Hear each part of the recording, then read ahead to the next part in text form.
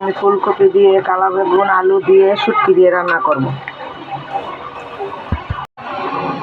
এই তো কড়াইতে তেল দিচ্ছি শুটকির রান্নার জন্য। গরম হয়েছে, এখন আমি পেঁয়াজ দিয়ে দিচ্ছি।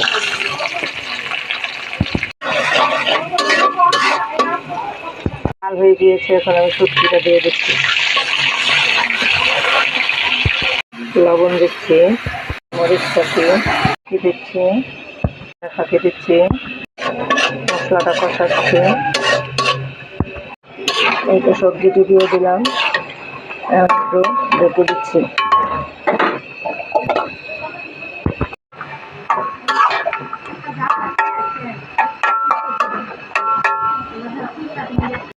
কয়েক টুকরা কাঁচামরিচ কাটা ছিল, দিয়ে দিলাম।